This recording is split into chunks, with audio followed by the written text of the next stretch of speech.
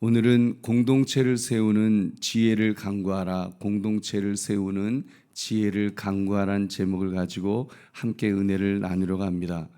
여러분, 성경을 읽다가 긴 이름의 명단을 이렇게 만나면 우리는 대개 눈으로 이렇게 빠르게 넘어갑니다. 오늘 본문이 딱 그런 본문입니다. 벤훌, 벤데겔, 벤헤셋, 벤아비나답, 발음하기도 쉽지 않은 이름들이 이렇게 줄줄이 이어집니다. 근데 오늘 우리 한 가지를 물어야 합니다. 하나님께서는 왜 이런 이름들을 한 사람도 빼지 않고 성경에 남기셨을까요? 우리가 이미 살핀 대로 3장에서 솔로몬은 두 여인의 송사를 판결했습니다. 그때 온 이스라엘이 무엇을 보았다고 했습니까? 그 열왕기상 3장 28절을 보면 온 이스라엘이 왕이 심리하여 판결함을 듣고 왕을 두려워하였으니 이는 하나님의 지혜가 그의 속에 있어 판결함을 봄이더라. 아멘. 그러니까 하나님의 지혜가 솔로몬의 속에 있음을 보았다고 했습니다. 그렇다면 그 지혜는 재판정에서만 빛나고 끝나는 것이었을까요? 여러분, 아닙니다. 오늘 이 4장의 이 긴 명단이 바로 그 지혜가 맺은 열매들이라고 할 수 있습니다. 지혜는 어려운 순간에만 번뜩이는 그런 판단력만이 아닙니다. 평범한 하루가 무너지지 않도록 사람을 세우고 책임을 나누는 실제적인 능력인 것입니다. 여러분, 그러므로 오늘 말씀 공동체를 세우는 지혜를 강구하라, 이 제목을 가지고 하나님이 주시는 지혜가 어떤 열매로 맺혀야 하는지를 묵상하는 이 새벽 되시기를 주님의 이름으로 축원합니다. 우리 먼저 1절을 보겠습니다. 1절 같이 읽겠습니다. 시작. 솔로몬 왕이 온 이스라엘이 왕이 되었고. 아멘. 아주 짧은 한 문장입니다. 근데 이 문장이 오늘 본문 전체를 이렇게 다 커버하고 있습니다. 왕은 한 사람입니다. 한 사람이죠, 왕은. 그러나 그 한 왕 아래에 얼마나 많은 사람이 세워졌는지를 보십시오. 이 나라라고 하는 것은, 국가라고 하는 것은 왕 한 사람의 능력으로 굴러가지 않습니다. 여러분, 지혜는 사람을 세워서 각자 그 각각의 자기 자리에 그 꼭 필요한 사람을 둘 때에 빛을 발하는 것입니다. 우리 2절을 함께 읽겠습니다. 시작. 그의 신하들은 이러하니라. 사독의 아들 아사리야는 제사장이요. 아멘. 이렇게 제사장을 기점으로 해서 서기관이 나오고 사관이 나오고 이제 군사령관이 나오게 됩니다. 이 명단이 무엇으로 시작하는지 보십시오. 제사장으로 시작이 되었죠. 아직 성전도 세워지기 전이었지만 하나님을 섬기는 자리가 명단 맨 앞에 나오고 있습니다. 그러니까 대통령이 조각을 하는데 제일 앞에 제사장의 이름이 이렇게 나왔던 것입니다. 나라를 움직이는 힘보다 하나님 앞에 서는 일이 앞자리라는 뜻인 줄 믿으시기 바랍니다. 그래서 기억하십시오. 우리 가정도 우리 교회도 이런 순서가 무너지면 아무리 잘 짜여 있어도 오래가지 못할 것입니다.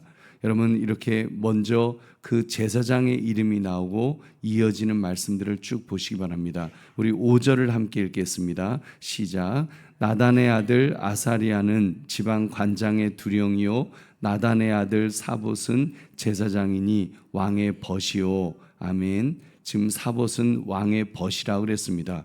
그냥 친한 친구가 아니라 왕 곁에서 바른 말을 해주는 신임받는 자리였습니다. 그리고 6절에는 이제 국내 대신이 나오고 노동 감독관이 나옵니다. 한 사람이 이렇게 8가지 일을 혼자 겸하지 않았습니다. 서로 다른 사람들이 각각 서로 다른 자리에 그렇게 세워졌던 것입니다. 우리 보배로운 성도님들, 이것이 솔로몬이 게을러서 혼자 일하기 싫어서 그냥 혼자 일 안 하려고 그런 것이 아니죠. 이것이 하나님이 주신 지혜의 모습인 줄로 믿습니다. 여러분, 왜냐하면 반대로 생각하는 경우도 많이 있기 때문입니다. 내가 붙들고 있어야 마음이 놓인다. 저 사람에게 맡기면 일이 어그러진다. 그래서 아무한테도 일을 맡기지 못하고 혼자서 끙끙거리는 그런 경우도 있습니다. 여러분, 근데 그 마음의 뿌리가 진정 뭐 다른 사람한테 내가 이 무거운 일을 맡길 수가 없지 사랑해서 그러는 것일까요? 아닙니다. 정직하게 말하면 두려움이고 때로는 교만인 것입니다. 내가 없으면 안 된다는 생각, 겸손처럼 보이지만 사실은 나를 왕의 자리에 두는 것입니다. 그리고 이런 입장에 또 반대에 서 있는 모습도 있습니다. 어떤 사람은 나는 일을 시켜도 아무것도 맡을 게 없다. 나는 그냥 뒤에 앉아 있겠다. 뒤에서 쳐다만 보겠다. 이런 사람도 있습니다. 여러분, 이것도 성경이 말하는 건강한 모습은 아닙니다. 교회는 몇 사람이라고 나머지는 구경하는 자리가 아닙니다. 눈이 손을 대신할 수 없고 발이 귀를 대신할 수 없습니다. 각 사람이 자기 자리에 있을 때 몸이 움직이는 줄로 믿습니다. 여러분, 직분은 그냥 얹어놓은 명예가 아니라 맡겨진 섬김의 자리인 줄 믿으시기 바랍니다. 여러분, 그러므로 사람을 세우지 못하게 막는 내 통제욕을 내려놓고 하나님이 붙여주신 사람을 귀하게 여기시기를 주님의 이름으로 축원합니다. 이제 지혜는 책임을 나누어서 이렇게 신실하게 감당하게 한다고 그랬습니다. 이제 7절을 더 보겠습니다. 7절 시작. 솔로몬이 또 온 이스라엘에 12지방 관장을 두매 그 사람들이 왕과 왕실을 위하여 양식을 공급하되 각기 1년에 한 달씩 양식을 공급하였으니 아멘.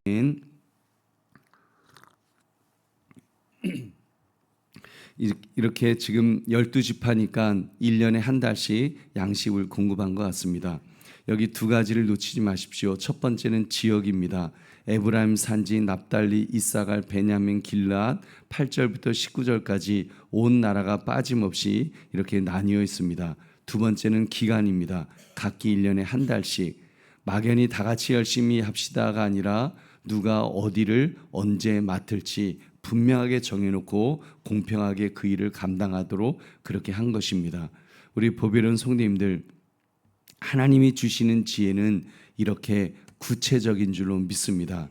여러분, 우리 교회 안에서도 늘 같은 몇 사람에게만 일이 몰릴 때가 있습니다. 그래서 번아웃되고 많은 사람이 그냥 지쳐가고 맞지 않은 사람들은 또 반대로 또 맞지 않아 놓고는 일은 안 하면서 또 감나라 판나라 이렇게 또 평가를 하죠. 그리고 잘하네 못하네 그러는데 여러분, 그것은 바람직하지 않습니다. 가정도 다르지 않을 것입니다. 한 사람이 다 맡으면 여러분 어떻게 감당하겠습니까? 그 집의 문제는 여러분 사랑이 부족한 것이 아니라 나눔이 없을 때 여러분 정말 예를 들면 엄마가 그 일을 다 감당하게 되고 자녀들은 아무 일도 손도 깐딱 안 하고 그럼 엄마 혼자 고통받는 겁니다. 나중에는 이제 못 살겠다 그러죠. 여러분, 그래서 그렇게 되지 않도록 서로 이렇게 나눈다는 것이 얼마나 중요한지 모릅니다. 우리 작년 세대가 특별히 들어야 될 말씀이 저는 이것이라고 봅니다. 우리가 오래 섬겼다는 또 이유로 결정도 내가 하고 일도 내가 계속 붙들면 여러분, 뒤에 오는 사람은 성장할 수 있는 자리가 없어집니다. 어른들은 그것까지도 보아야 합니다. 때로는 이렇게 맡기는데 정말 믿고 맡겨야죠. 심부름만 시키는 것이 아니라 책임을 함께 맡겨야 될 줄로 믿습니다. 그래야지 다음 세대가 세워질 수 있습니다. 그리고 또 한 가지를 보십시오. 우리에게는 낯선 이름들이지만 하나님은 지금 이 이름들을 성경에 남기셨습니다. 여러분, 제가 목회를 이렇게 오래 해도 사실 이 이름들은 언제나 낯섭니다. 언제나 낯선 이름인데 그래서 별로 기억도 하지 못하고 여러분은 기억하셨습니까? 기억 못하셨죠. 성경 읽을 때도 이 부분이 나오면 대충 쓱 하고 그냥 읽고 지나가지 누가 이 이름을 하나하나 하면서 이분은 어떤 사람이었을까? 이분은 어떤 섬김을 했었을까? 그런 사람이 누가 있겠습니까? 여러분, 우리는 그냥 이렇게 그냥 넘어갑니다. 여러분, 그러나 우리는 넘어가지만 하나님은 기억하시는 줄 믿으시기 바랍니다. 여러분, 하나님이 그 이름을 성경에 남기셨다는 것은 하나님은 그 섬김 하나하나를 귀하게 보시고 남기신 줄로 믿습니다.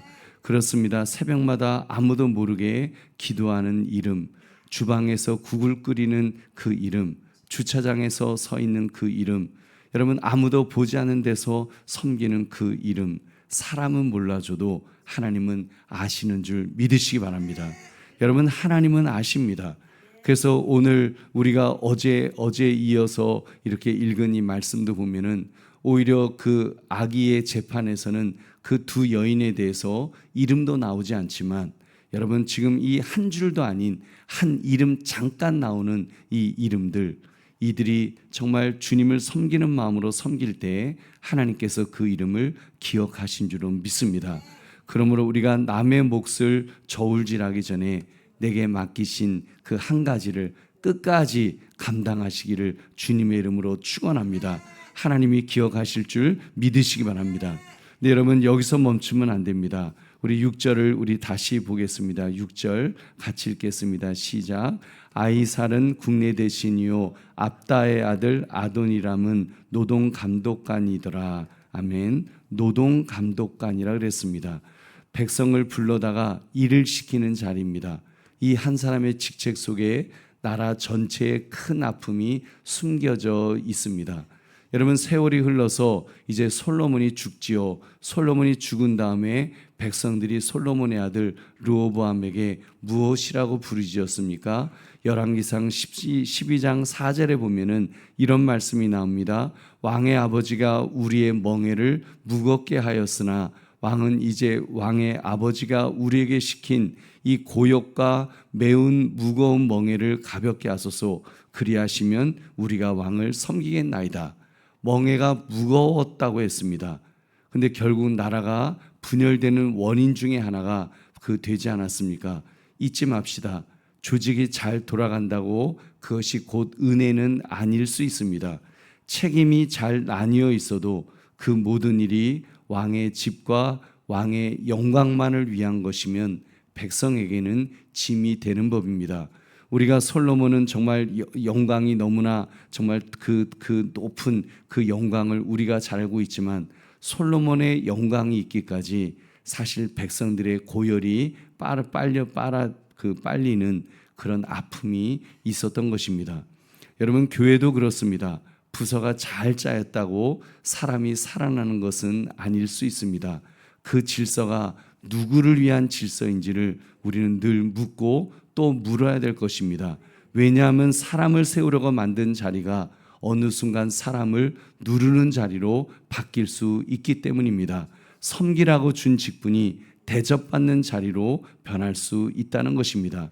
그러니까 우리는 조직을 점검하기 전에 내 마음을 먼저 점검해야 될 줄로 믿습니다.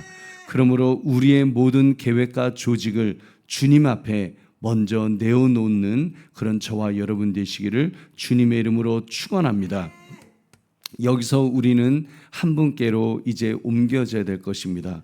우리가 열왕기사를 읽으면서 우리 솔로몬은 지혜로운 왕이었구나, 참 대단했구나, 우리가 그렇게만 보면 안 되겠죠.